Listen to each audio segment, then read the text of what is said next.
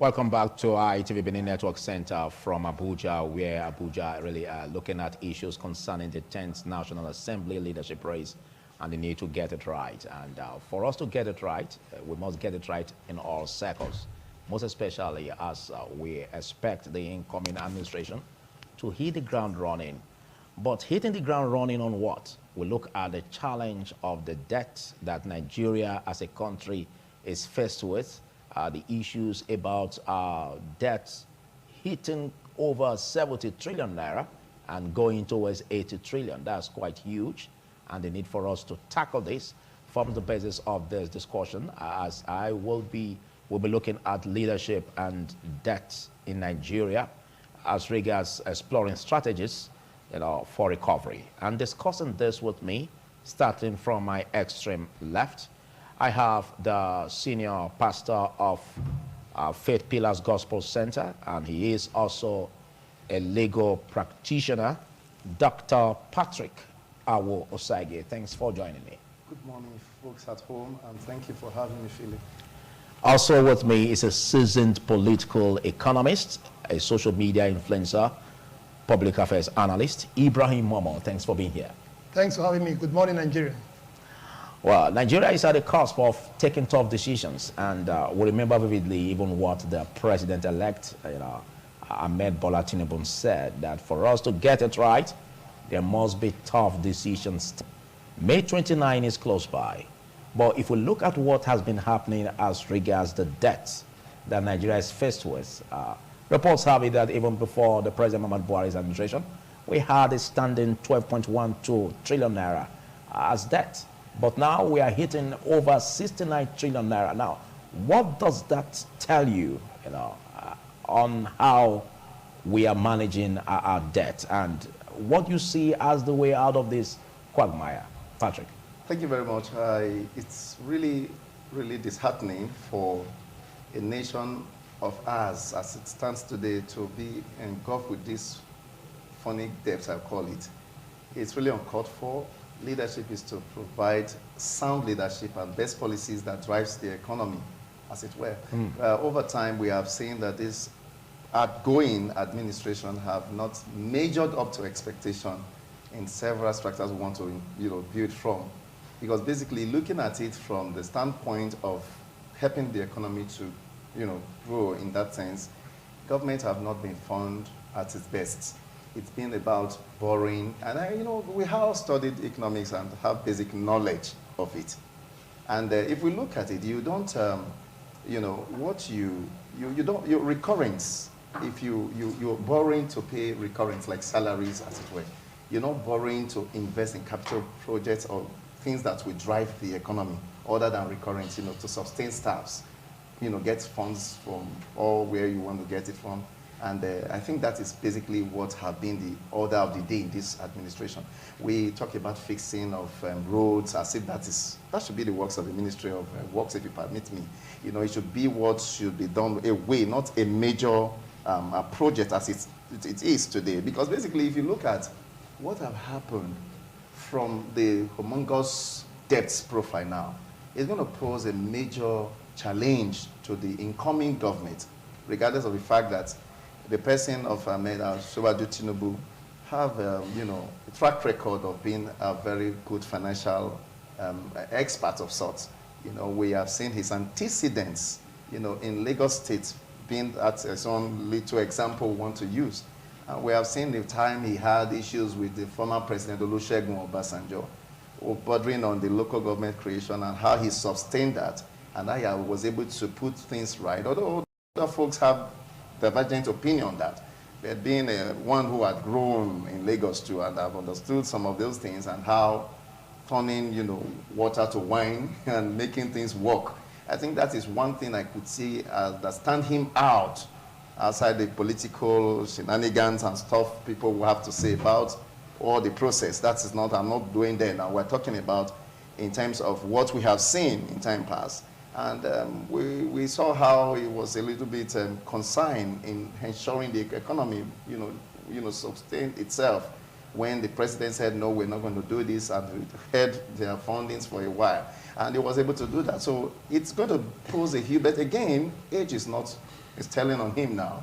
And then he's not as young as he was way back, you know, coming fresh from the oil sector as an accountant, and that's over time he have relaxed. He has been away, so I don't know how that's going to play out. So putting all these together, when Nigeria is going to be faced with so much of hardship, that's the truth. I know we will not have to start talking about it. We need to do the right thing, because principles are things you cannot, it doesn't really have to do with who is doing it. We need to have the right mentality as a nation and as a people to ensure we cooperate and see how we also have to cut down some of the unnecessary expenses. Okay, concerns are being raised that even at the tail end of President Muhammadu Buhari's administration, we are having issues of continuous borrowing.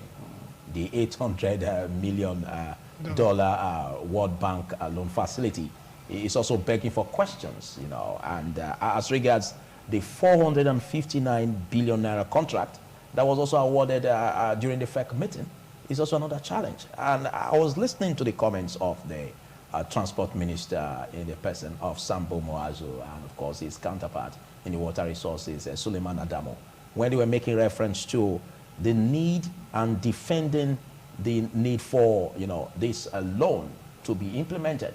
And he said, well, the re-election of President Muhammadu Buhari, you know, from 2019 to May 29, 2023, is sacrosanct, and it's expected that they should work, function in office until the last day. And so it will be a big challenge if Nigerians are saying that they should stop functioning a month to May 29. Now, does it mean that we have to continue in the borrowing spree until the last day? How does this affect the economy? You are a political economist. Oh, thank you very much. Let me say first, in my very humble opinion, there is nothing wrong with borrowing. The largest economies in the world, the biggest corporations, individuals, everybody borrows. The real challenge Nigerians tend to raise is, what are we borrowing for? One, and to what ends are we putting the monies we have borrowed? How sincere are we in following through? And how viable are the projects? Yeah, so that's about what are we borrowing for? What is the use? What is the value of that thing you are borrowing for? And even when there is a value, even when it's easy to establish that this thing is something that we do need, the question is, how sincere are we following through with the implementation process to ensure that what we envisage, what we said we want to use the money for, is what we entirely use the money for. These are the issues. So that's the first part about borrowing. Secondly is that I agree with the view that the tenure of the current administration ends on May 28. You could say May 28, 2023. Yes. And it is not in Nigeria's interest, corporate interest, either at the micro or macro level, for there to be kind of a free period or an interregnum, or where things are, the government grinds to a halt. No. Because if government fails for one day, the ramifications can be very dire for the economy of the country and for the people. Okay, but isn't it proper at this time for the government to be looking at handover notes that's going to be given, rather than borrowing at the tail end of the administration? I think we need to be, that's the first point I made about borrowing. There's really no issue with borrowing. No, but looking at the tail end of the administration. It is how we are putting those loans into. If, for example, what needs to be done before the next administration comes to power is not done because of our unwillingness to borrow, it will create more harm for the Nigerian economy post-Buhari administration. So the reality is that if we say we are borrowing for this, how viable is it? Is it an indispensable? If it's something that we cannot do without, then of course, by all means, let's borrow. But if it's something that it is, a tertiary need, not a basic, not a rudimentary need, and then we are just following through on borrowing. For example, if there's an infrastructure that needs to be put in place, and we need to borrow to put that infrastructure in place, and we leave it and it thing degenerates, if we are in the rainy season now, and we are saying because the government is running that, shouldn't do that, I don't think it's something that I am up for. My challenge is that we have not seen dividends, if I could call it dividends, for all the borrowings that have been done. So which means you do not admire the wits of the administration of President Muhammadu Buhari to borrow an extra money when you are telling to the end of your administration? Again, I have not seen the specifics as to what this particular loan. Here is Post-petroleum subsidy palliatives. That is ambiguous. No, that's the point. Nigerians are asking the question, do we still have subsidy on petrol? Yeah, we do, without doubt. Nigerians are asking the question. The challenge is, they are saying they're going to remove the petroleum subsidy as they are going. This current administration is going to remove subsidy as they are going. I think they should leave that decision for the next administration to take. Nigeria, without doubt, is still subsidizing refined petroleum products. And the reason why we are subsidizing is not because we are not producers. We are net producers of crude oil. We are major producers of crude oil. The reason why we are subsidizing is that the cost of importation of refined petroleum products is much more than the pump price that we are selling in Nigeria. So, common sense would have said that, okay, the first thing we need to do is that we refine locally. Absolutely. So if you refine locally, you have the crude oil.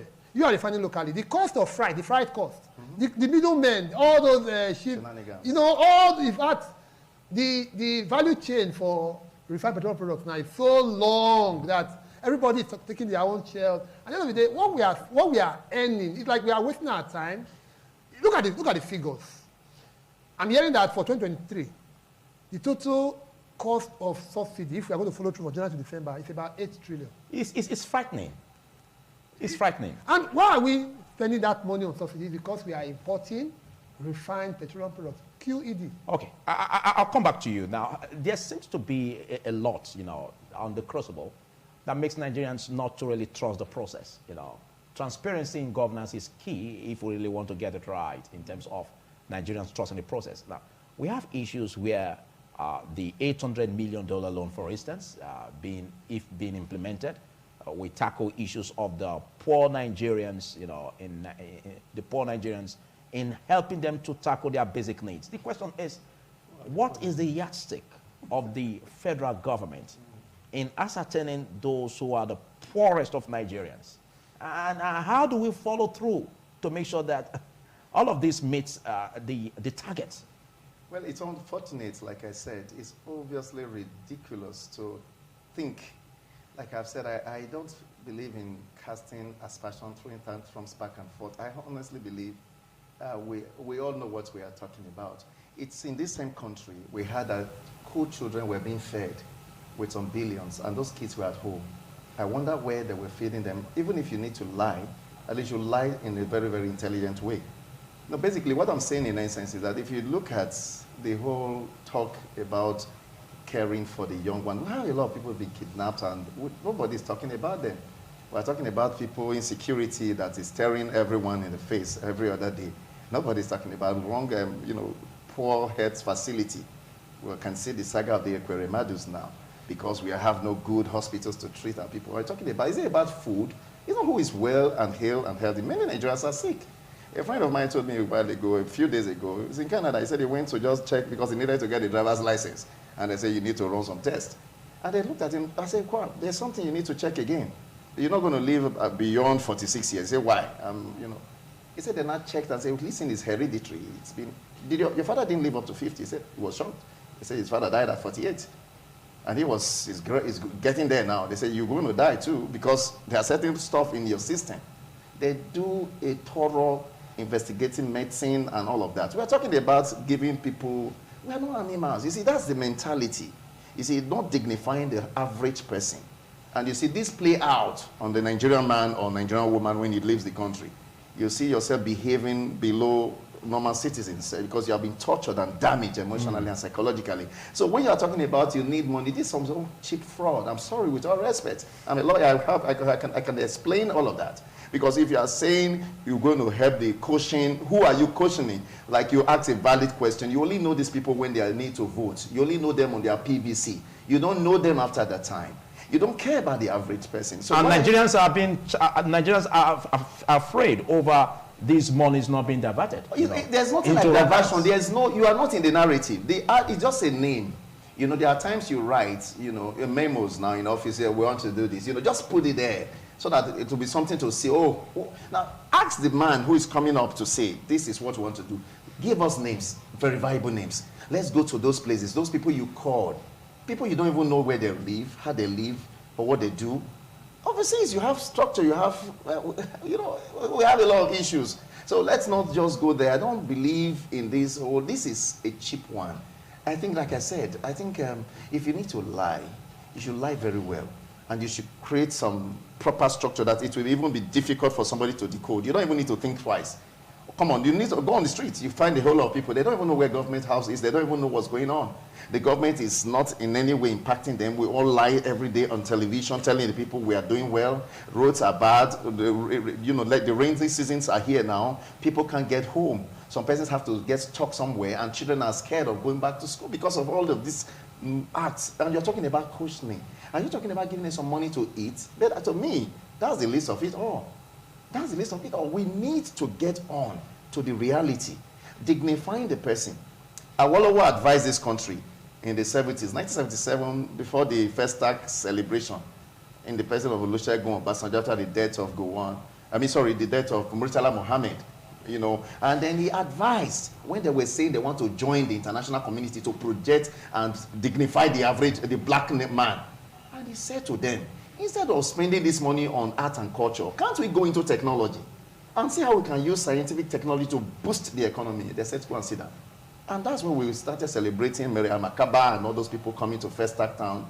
For me, what was the impact? Okay. If we had gone into other areas, that's why I say it's all about leadership. Okay. And to a great extent, these leaders know what they want. They know the truth, but are they willing to do it? We know the corruption line. He talked about the long chain lines that you go through to get crude oil down. Why do we need? He just made it.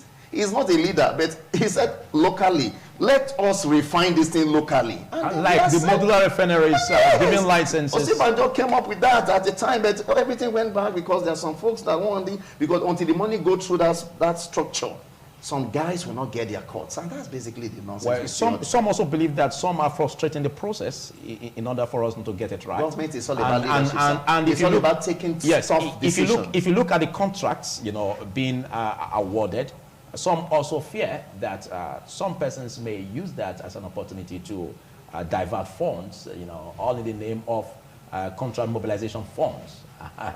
How does the incoming government, because this is a burden that the incoming government will have to tackle, how does it monitor through these old contracts, you know, that are being given out by the President Muhammadu Buhari's administration to the tail end of his administration? Because we need to give an account of what is going on in Nigeria as by every kobo spent and how it will impact the average Nigerian. What do you see as a strategy to be deployed, you know, to monitor this through for the incoming government? Well, I think more than any other thing is the value of leadership. You know, my colleague has already, you know, emphasized that point. The first thing is that if the man at the helms of affairs, not only at the federal government level, but even at the state level, they are individuals of integrity, men of character. If we have the right persons at the helm of affairs, and they try to build a team, they do their best to get a team that will run with them on that premise, then I think we have crossed the first hurdle. The challenge we face is that, you know, if I could just go a little bit into the academics, there's this popular dependency book of dependency theory by Walter C. Rodney, How Europe and Develop Africa. But the key point is that what Rodney was arguing, people tend to look at the title and then make a conclusion of, you know, the whole book. Rodney was arguing that every time the West was exploiting Africa, they had local compradors. They had people in Nigeria, in other African countries, who were the key oppressors of the locals. You had the intermediaries. So if you are seeing contracts being awarded, wonderful, good. But there are people whose business in government is to be the undertaker, those who ensure that if there's going to be anything, they part those contracts, and then they carry the contract, they under-execute and get full value in terms of payments. There are people who have ensured that things have not worked the way optimally. And they are not foreigners, they are Nigerians.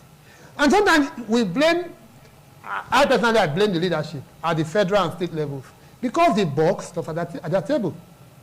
But, you know, the box at the table. So, this, yes, look at, let me give the example of the petroleum subsidy. This government, this current government came with the idea that, argued that the subsidy is a fraud. That Nigeria is not paying subsidy. But today they are paying subsidy. That is because those fraudulent people, it's actually a fraud. They are right.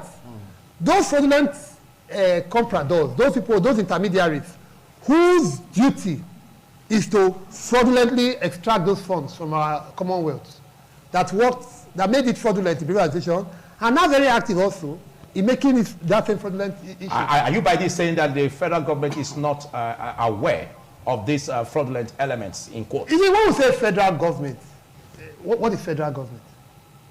The presidency, for instance. No, is it the president and his team at Aso Rock? Is it the 46 ministries? Or is it the 459 parastatals? Or is it the NEC? Or is it National Economic Council? Is it the central bank? What is the federal government? These are components. You know, you have seen with the Senate, for example, Professor Ponde, with all due respect to him, the professor for that matter, you know, who was fainting when he was being interrogated at the National Assembly. A professor, supposedly, at the end, when they were trying to, you know, do oversight on the NDDC, you see, he was fainting because he didn't want to answer those questions. So when you say federal government, what is federal government? I think it's a matter of every Nigerian taking responsibility. Every one of us. If you get a position of authority, who are you? Are you trying to push the blame away from the leadership? I'm saying every one of them is guilty. At the federal, where is the presidency, because the boss at the president's table, or the FGF, or is the vice president, chairman of the National Economic Council, or if the ministers, who are the chief executive officers of different ministries, or is the DGs and MDs of the 459 parastatals of the Federation. Or at the sub-national level, talk about the state governors, their teams. It appears that as a country, we have not decided to put our best foot forward so far. Okay, going by what you just said now, is it not ideal for the president to place a moratorium on borrowing? I am not, I have a background in political economy. I'm not going to look at the greatest economies in the world. This number one economy in the world is the US. And they have a challenge now in the US. By May 31st, if the National Assembly, the Congress, the House of Rep and Senate of the US government, does not raise the amount of money, the debt ceiling, they don't raise the ceiling on how much more they can borrow, the US government will shut down. And if you look at the current debt profile of the US, I think it's about $46 trillion. $46 trillion. And they need to raise that one now so that they can borrow more. It doesn't, and the US economy single-handedly is about 24% of total global economy. I think there's a huge disparity, you know, if we are to make comparison. Yes. Because that's a developed polity. No, let me just address that point. So you can't use that as a basis of comparison. No, you can't. You can't in one instance. We seem to be struggling, like you said, we seem to be struggling with how to get it right in terms of the infrastructures that we are putting this loan on, that we are tagging these loans on. Yes. Because we need to get it right in terms of these infrastructures being able to churn out in terms of repayment and bring out investments, you know, that will worth what it was given as loans. But if at the end of the day, like what you also said, you're using these funds, borrowed money to fund recurrent expenditures, it will leave us with a distaste of how to navigate through in order to change the narrative. I'll come back to you, Ibrahim. But let's get it right. Now, we are having a weakened economy. We are having an increase in inflation as a result of this. Just like the statistics according to reports, where before President Muhammadu Buhari kick-started his administration, we had about 12.12 trillion naira debt. Now we have about 69 trillion naira debt. Do you advise that the incoming government or the President Muhammadu Buhari's government, before it turns out to the next, should place an embargo, a moratorium on borrowing that will also give room for the incoming government to do so? Thank you very much. You know, economics as a field of study is beautiful. You know, there's always something they keep telling us, just they said, all things being equal, ceteris paribus, all things being equal. And you and I know all things can't be equal. You can't control the mind of people, the way people behave. You know, the American government today now, or the American society is winding down because of certain of our African systems creeping in. If you look at the American system today now, the government, a lot of them are no longer as proactive as they were up initially. Are you saying there's a yes, negative rubber? So your folks are there. Our brothers and sisters have taken over. I don't agree with you. I'm coming. I don't agree. You don't have to agree with me. It's my opinion. It's what I'm talking about. What I'm saying if you are there, it's a plus to the economy. Hold on. I'm coming. Let me land. I'm going somewhere. What I'm trying to say, you see, we're talking about debts, which is not bad. Nobody is saying borrowing is bad. Aliko Dangote started by borrowing. Still borrows. He borrowed money and then look at what he did. He's doing well. He's doing well because he's not wasting the borrowed fund and he's not using borrowed money to pay recurrence. Critically. He only borrowed for critical projects, not to, you know, just for let's party. You know, let's get some new fleets of cars. That's not what he's borrowing for. If we are going to bring an Aliko, at least one of the biggest players in the business world now, let's bring him. A man is a Nigerian. Aliko Dangote is a Nigerian. You are talking about having a private business and comparing with the public business. I agree with you. They may do well privately, but when it gets to the turn of the country to make business, the country seems to do backward. That's what I'm trying to say. Do you see sincerity of purpose? What I'm saying is this: is because of the way we decide to run governments. Asiwaju Tinubu, I can say, at some point in time, he did so well when he was governor. I was there. Lateef Jakande was governor of Lagos State, and I saw him giving kids education, free, come to school. Ambrose Ali, of blessed memory, Ali pencil, Ali ruler, Ali notebook, Ali table. We saw all of those things. So these were government that were people-oriented. These were government that were trying to get on. Ambrose Ali gave scholarship to several people that went to school. But don't forget, you may mention of fitness as an advantage as compared to the contemporary. Yes, I agree with you. I'm trying to look at this whole thing. Even if he's sick, a sick man led America, Franklin Delano Roosevelt. He was the longest ever serving American president. He was on his wheelchair when the Second World War was on. And he was able to tell his generals, I want, get this thing done. Manhattan Project, go and execute it. Hiroshima, Nagasaki, and that ends the war. What I'm saying, leadership. Abacha said something. He said any insurgency that lasts more than 40, he said the government of the day is involved. Do you know what is government? What I'm talking about is that we are not acting as though government is trying. See, government have right to borrow. Borrowing is not our problem. Borrowing money is not the issue. It's whether you are doing the right thing. Okay, your final remarks as we call it a wrap. Your final remarks as we call it a wrap. My final remarks will be that I really hope and just believe that, and again, we're talking about leadership. Everything rises and falls on the leader. But again, the followers also. The average Nigerian is trying to fend for himself because the basic infrastructures are not working. I need to run my gen, I need to fix the street, the road that leads to my house, I need to get some things for myself. Everybody is now in the rat race of trying to amass for himself. But in civilized climate, it's not like that. Those infrastructures are being taken care of. So that's why the average person, since government have failed to, in their own responsibility, they would decide to see how I need to go solar, how I need to do alternative, where I need to run these are some of the issues that every person is on the race to getting some more money because your expenses is on the rise and you cannot stop making money. Okay, but the government of the day, all the people. All right. Let's get your closing remarks on this, Ibrahim. Well, thank you very much. The first thing to say is that Nigerians must learn to hold their leaders, not their leader, their leaders accountable. In Nigeria, we have 7 levels of elections. In Nigeria, we have the presidency, which is just one individual. We have 109 senators. We have 360 House of Rep members. We have a total of 990 House of Assembly members, and we have 36 state governors. Every of these persons are elected officials. If any of them was useless, we would not elect them.